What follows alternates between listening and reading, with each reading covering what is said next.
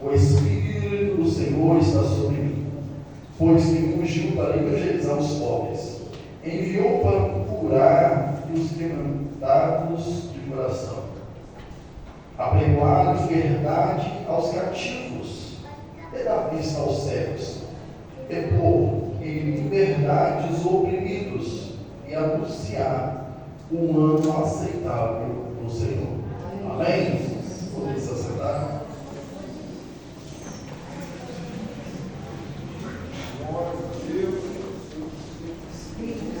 Todos que vieram nesta terra receberam uma missão essa escrita na eternidade antes mesmo de nós nascermos.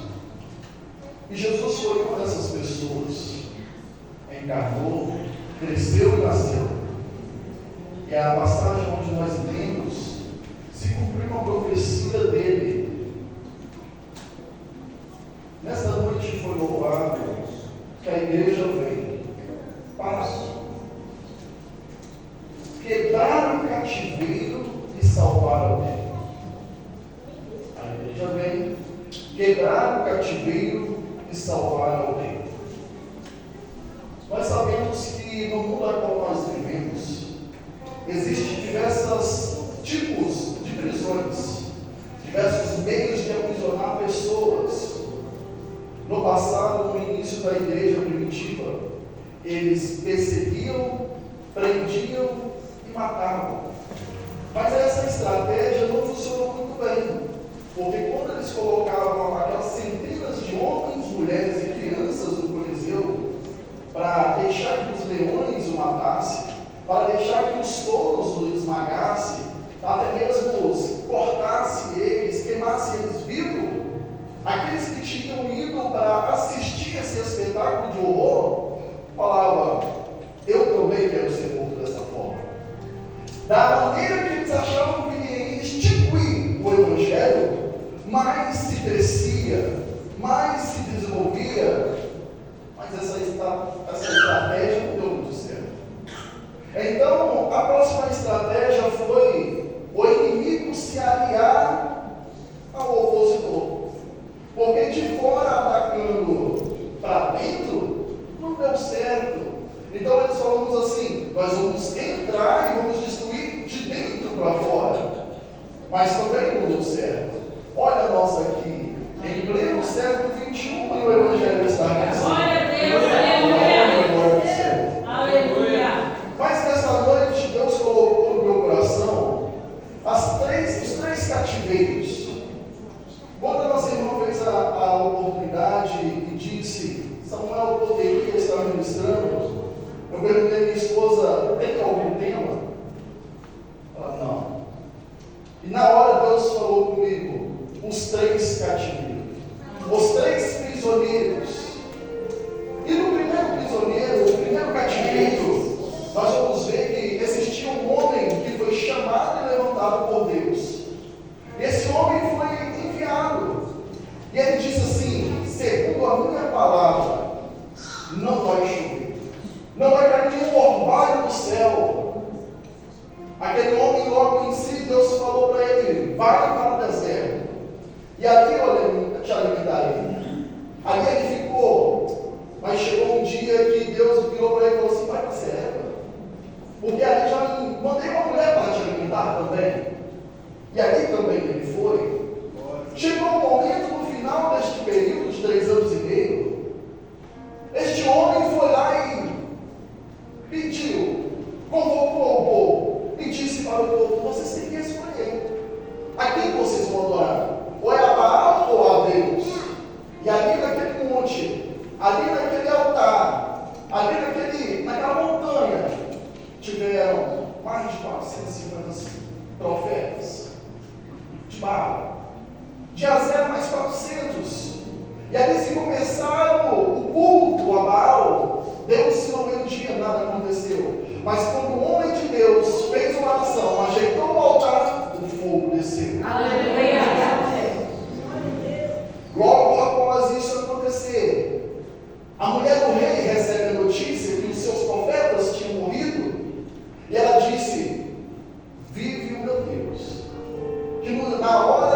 dia de amanhã, se eu não matar este homem, eu não me chamo Jezabel. O profeta que agora tinha vivido o áspero, a maior dos profetas, uma experiência grandíssima, por uma notícia, o abalou. Ele entrou agora numa das cadeias emocionais, deprimido, com depressão, com ansiedade. E ele tinha esquecido tudo que ele tinha feito agora no monte. Derrotamos os deuses que não são deuses. Mas aquela mulher fez um juramento. E esse juramento o abalou. Agora este homem ele vai para o deserto, pede a morte e diz: Senhor, eu não sou melhor que meus pais. Tira a minha vida, porque eu não sou digno de viver. Olha o que eu estou passando. Agora Deus toca nele, manda um anjo e fala: alimenta-se, come. Mas ele torna a não deitar, porque essa cadeia mental e emocional estava muito forte. Um homem de Deus. Agora Deus toca ele de novo, dá uma cura dele, chama ele. E ele come, anda 40 dias e vai para uma caverna. E fica ali deprimido, fica ali preso, fica ali aprisionado. Um homem que foi chamado para libertar, agora está cativo pela sua mente, pelas suas vozes que lhe oprimem. Mas Deus, na sua grande e potente mão. Agora diz: Elias, aonde você está? O que é que você está fazendo aí? Senhor, só eu fiquei, olha só o que eu estou passando. Deus agora diz: sai para fora, Elias. Sai para fora porque eu quero falar contigo. Elias, aqui passa um grande vento, passa um grande terremoto, passa fogo. Mas de repente ele sai para fora, passa um vento suave, e a voz do Senhor lhe está. E dá uma nova missão para ele. Determina, porque quando ele achava que a vida dele ia terminar, não estava ali na metade. E assim nos dias de hoje também. Quantas pessoas já viveram as experiências com Deus, o culto de ciclo de oração, já orou, pessoas ficaram curadas, já expulsaram demônios, pessoas pregavam, pessoas se rendiam ao Senhor. Mas uma situação, agora ela se encontra em casa, deprimido,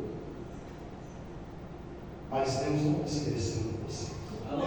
Apesar que o inimigo lhe diz que todo mundo te abandonou no momento mais que você precisa, que ninguém consegue te ajudar, ouça a voz de Deus nesta noite. Aleluia.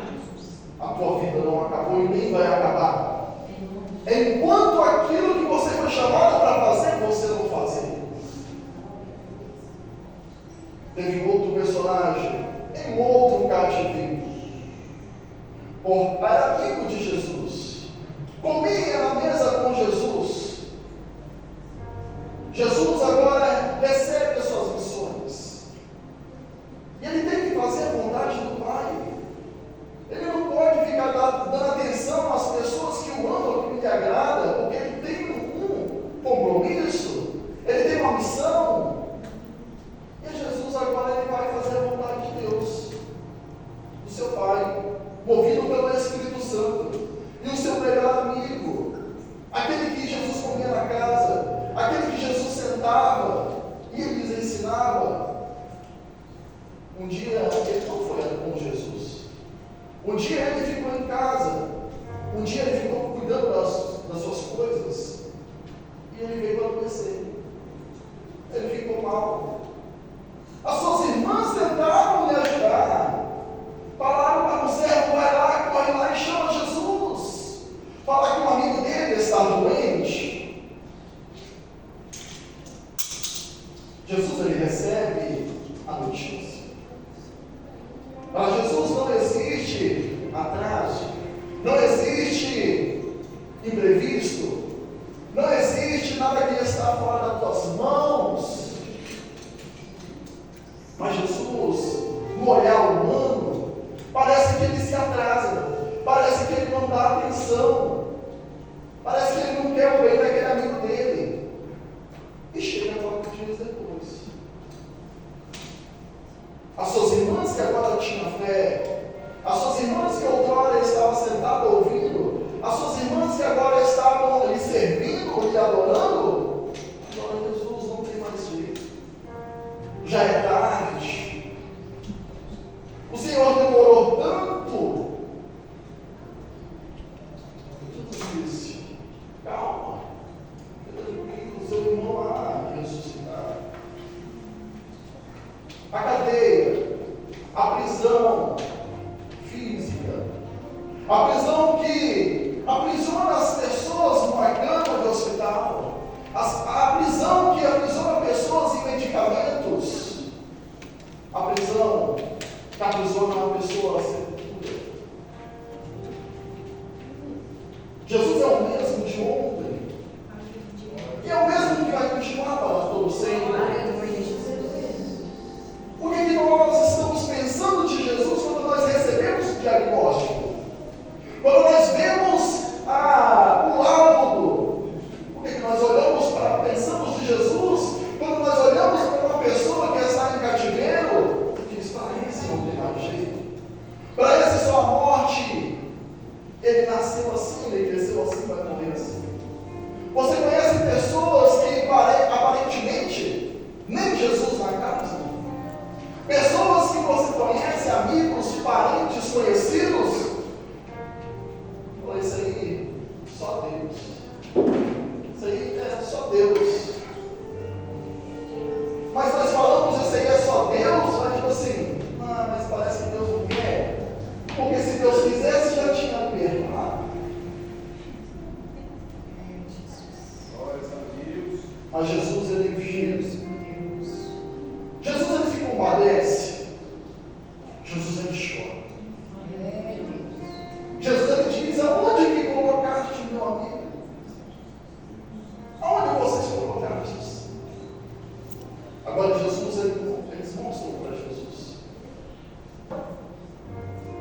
o que é que o homem faz, o homem tem que fazer. Jesus ele poderia ter mandado a pedra ser removida, como ele fez o seu próprio sepultamento. Ninguém precisou tirar a pedra para Jesus ressuscitar. Mas para Lázaro ele disse: retire a pedra. Retire aquilo que atrapalha este sair. Retire aquilo que não deixe ele passar para este lado. E o que as mulheres falaram? O que o povo falaram? Não, esse aí bebe. Não, esse aí fuma. Não, esse aí usa droga. Não, esse aí não acredita em nada. Não. Você já foi impulsionado por Jesus em libertar alguém? Mas no meio dessa libertação, no meio desse alívio do cativeiro, nós colocamos barreiras e dizemos: não, vai ser em vão eu tirar essa pedra, vai ser em vão eu abrir, vai ser em vão eu pregar. Esse aí já ouviu tanto, essa daí já escutou tanto, nem adianta, não, nem adianta. Já faz 4 dias, já tem 30 anos, já tem 50 anos. Esse aí não pode acontecer. Mas Jesus, com a voz poderosa, somente com um comando, e ele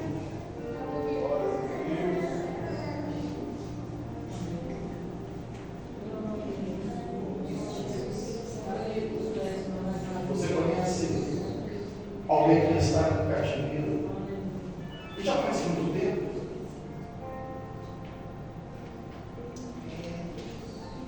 Quais são as suas desculpas para lhe libertar este? Quais são as suas desculpas? Se nós vamos até a estes e chamamos ele para dentro.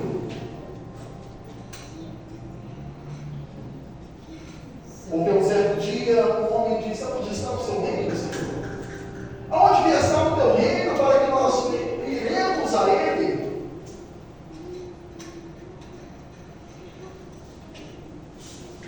Jesus ele disse: o meu reino está aqui agora, está dentro de vós. Em um discurso com Nicodemos, ele disse: como é que eu faço para obter a vida eterna? Como é que eu faço? Nós sabemos que tu é filho de Deus, porque se não fosse, não faria tais coisas. Jesus ele disse: aquele que não nasce de novo não pode ver o reino.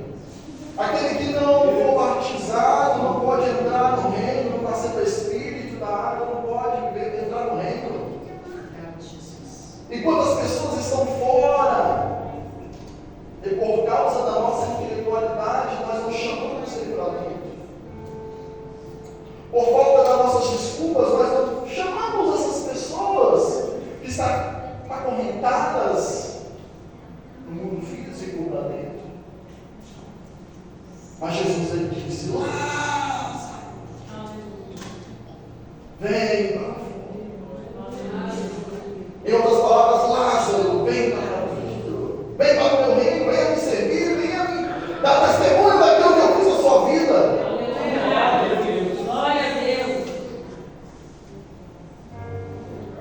Lázaro ele está. Mas ele está ainda preso por ataduras, porque ele estava ali todo envolvido. Jesus ele manda tirar o lenço que cobria o seu rosto, desatar suas mãos, porque aquele homem que estava morto não tinha mais identidade, não tinha fisionomia. Mas agora as pessoas tinham que reconhecer aquele que ressuscitaram. Falar: era este mesmo que estava morto. Aquele homem que agora que estava impedido de fazer alguma coisa porque suas mãos estavam presas. Agora suas mãos estão livres. E outro personagem. Um animal. Um propósito de Deus sobre a vida de um animal. Um jumento. Uma jumenta e o seu filho jumento. Agora Jesus ele dá uma ordem. Discípulos, Pedro, Tiago, Felipe, João, Judas, todos os outros que a gente não lembra, só fala os nomes deles. Vai na cidade, vai na cidade. Quando você chegar lá, vocês vão encontrar os jumentos amarrados. E vocês desamarram esse jumento. E se alguém perguntar por que vocês estão fazendo isso, diga que o Senhor mandou. E assim foi. Eles desamarram o jumento. Porque tinha uma profecia na vida daquele animal.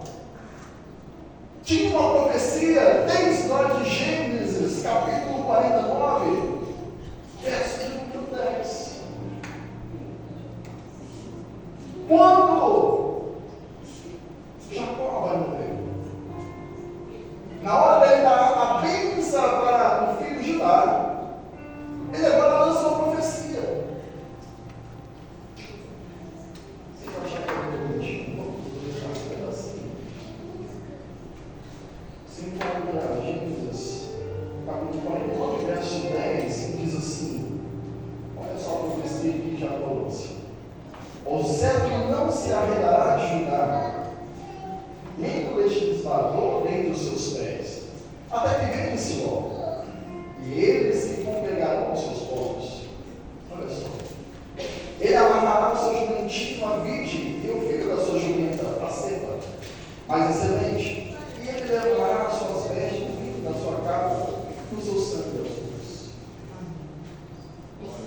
Quando você vai para Isaías 63, você vê que os anjos ali do lado de dentro falam assim: quem é este que vem com as roupas aplicadas? Quando você vai em Zacarias capítulo 9, verso 9, ele diz: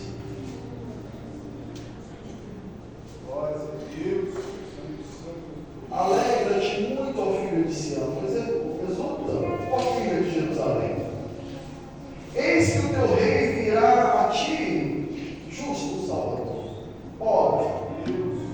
montado sobre um jumento, sobre um anzinho, filho de jumento.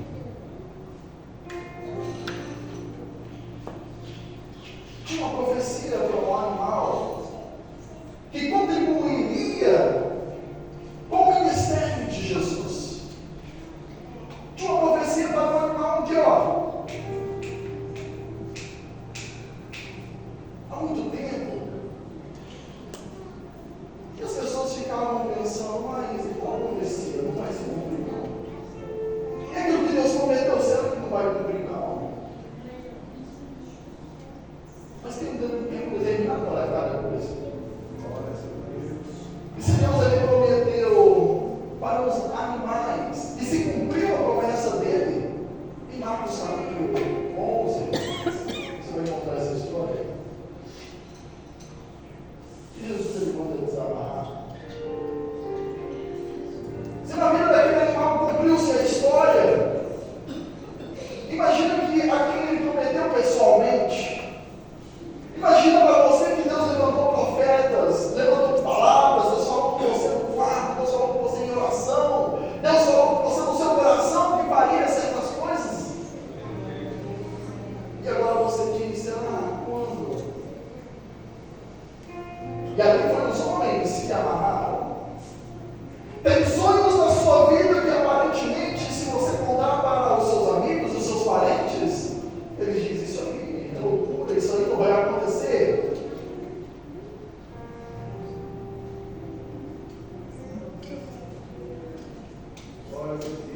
Mas a quem você tem ouvido? O teu Deus ou as pessoas?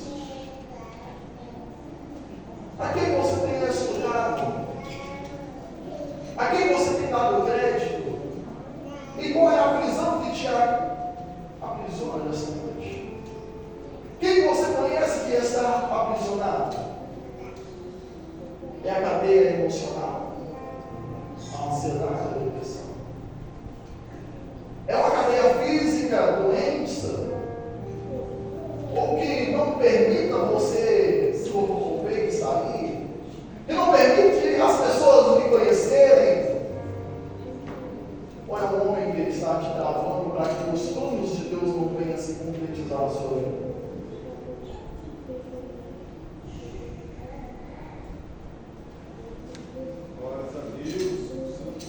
Aleluia, Jesus. Jesus ele disse: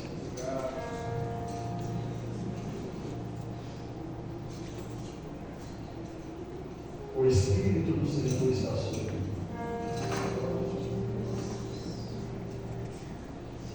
E eu vim apregoar liberdade aos cativos e dar voz aos cegos. E agora nós falamos, Senhor, vem aqui novamente e aprégua. Fale na tua palavra para aquela pessoa que está cativa.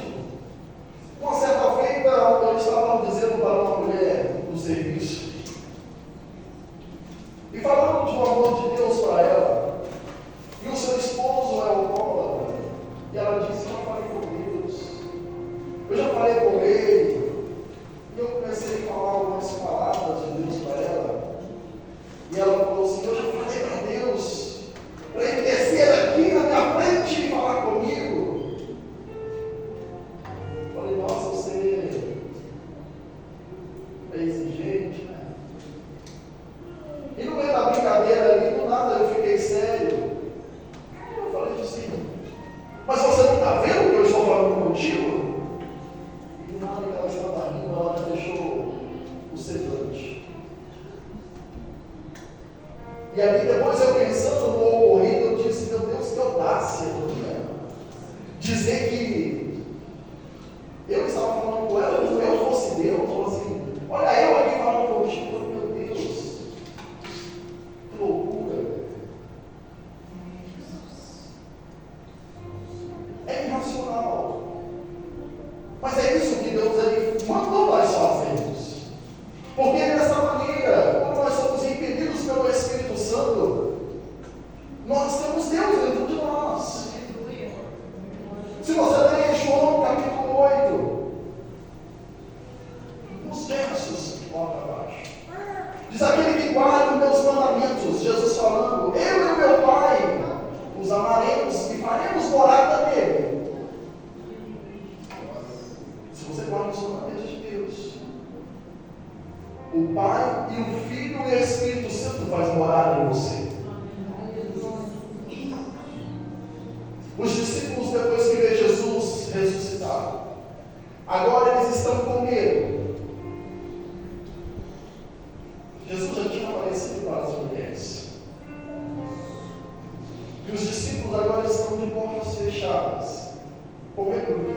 acontecer.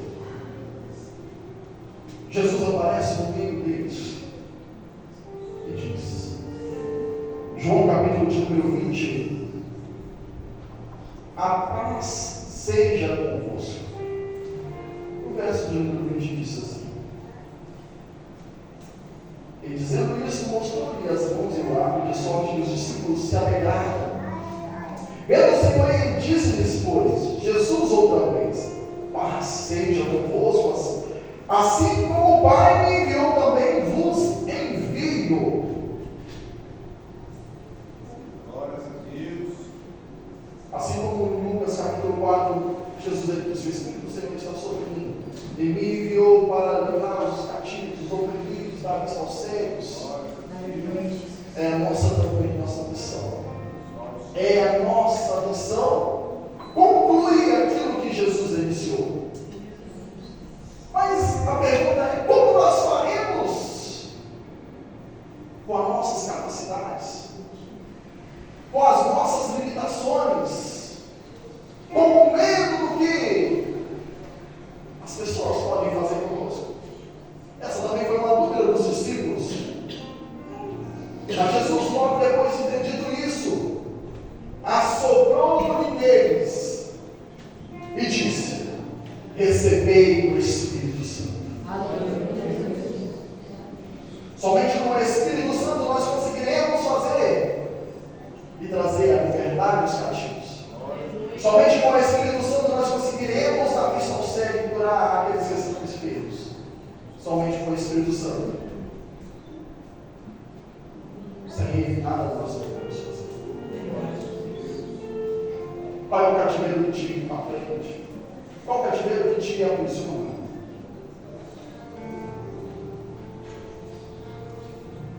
Uma certa feita, um homem estava preso por pregar a palavra de Deus. Mas a igreja estava em oração. A igreja estava em oração e o prisioneiro estava dormindo.